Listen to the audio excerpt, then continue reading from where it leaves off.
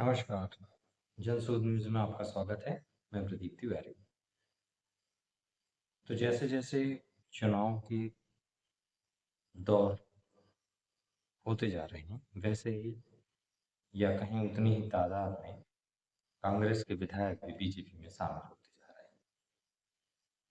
पहला दौर आया, अमरवाड़ा के विधायक श्री कमलेश यादव ने बीजेपी ज्वाइन कर ली। दूसरे दौर में 30 अप्रैल को रामनिवास रावत ने कांग्रेस छोड़ बीजेपी का दामन थाम लिया। अब तीसरा दौर चल रहा है, जिसमें मध्य प्रदेश से बीना की विधायक श्रीमती निर्मला शप्रे ने कांग्रेस को छोड़कर बीजेपी का दामन थाम लिया है। वह तीसरी विधायक हैं जिन्होंने कांग्रेस को छोड़कर बीजेपी का दामन थामा है। उन्होंने श्री मोहन यादव की उपस्थिति में सागर के ही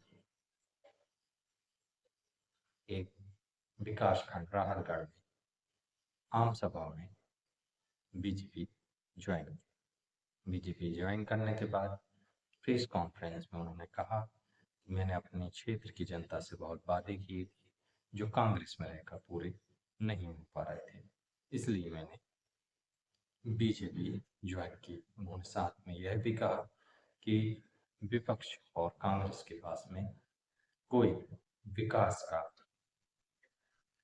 मुद्दा नहीं है। वहीं दूसरी ओर उन्होंने कहा, मैं प्रधानमंत्री श्री नरेंद्र मोदी के विकास के उनके नेतृत्व में विकास की रफ्तार को देखते हुए मैंने भाजपा ज्वाइन की है।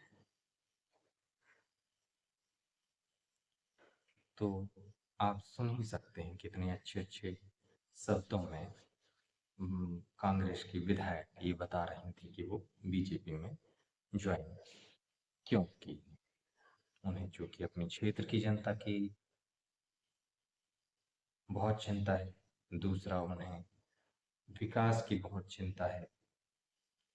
इन सारे मुद्दों को लेकर वो बीजेपी में ज्वाइन की, बीजेपी में शामिल हुई हैं। अब आप तो मुझसे बेहतर जानते हैं कि विकास की चिंता आखिर किसको और किस हद तक है। खासकर कांग्रेस का विकास का मॉडल क्या रहा है, यह किसी से छुपा नहीं है।